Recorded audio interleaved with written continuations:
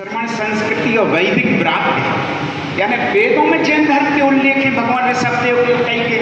तो अपना इसका मतलब है, जैसे मैं आज कोई बात लिख रहा हूँ कि यहाँ पे मैं पार्श्वनाथ मंदिर गया और वहाँ के दर्शन किए, हनुमान सागर जी के दर्शन किए, तो इसका मतलब है कि वो है ना पहले से यहाँ पे, ठीक है ना। जब मैं तो इस तरह से वेदों में जैन धर्म के उल्लेखित वो हैं, तो इस तरह से मूल धर्म है।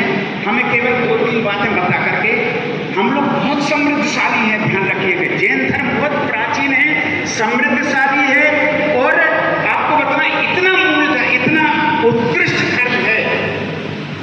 हम लोग कभी कभी बहुत अति जैन लोग बड़े उदारवादी बन जाते हैं, सोचते हैं चलो जिनेंद्र भगवान को ही मान ले, दुनिया को सब भगवान को मानो ना, क्या।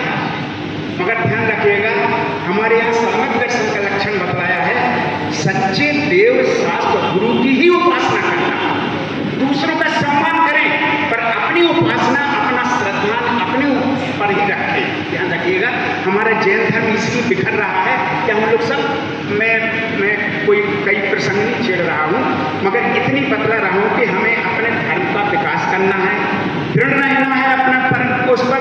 और जैसे इन्होंने शाकाहार की बात कही या और कोई बात नहीं कही, उनको प्रसारित करना है।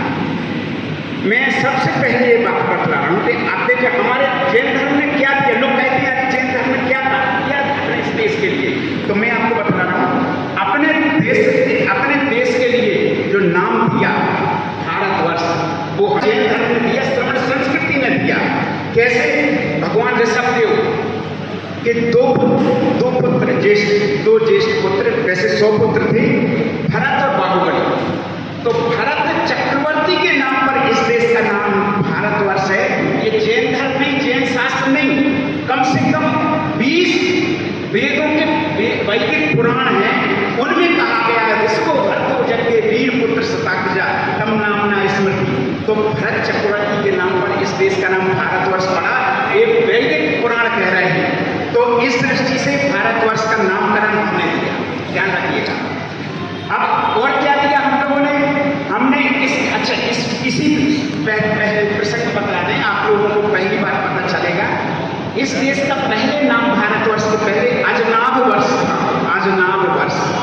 वो भी ऋषभदेव के पिता नाभिराज के नाम पर था। ये भी वैदिक पुराणों में लिखा हुआ है।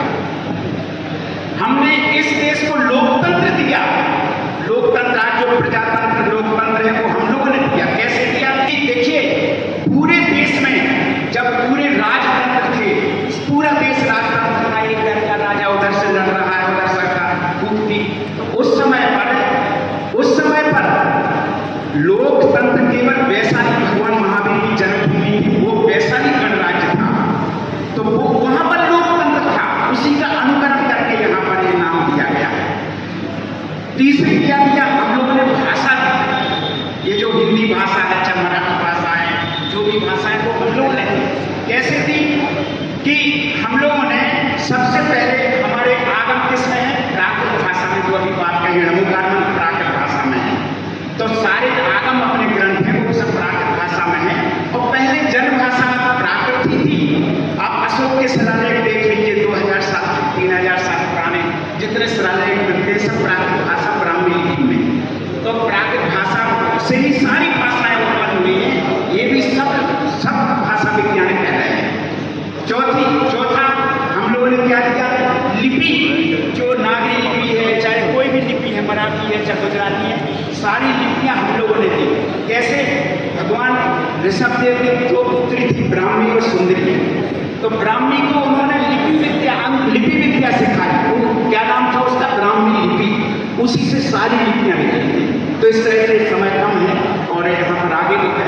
मुझे बातें यह करके बहुत हमारे जैन धर्म का बहुत उत्कृष्ट योगदान है, किंतु 4 बातें ध्यान रखिएगा आप लोग, और आप लोग कभी मिलेंगे तो आप लोगों से पूछेंगे कि 4 बातें वो कौन थी।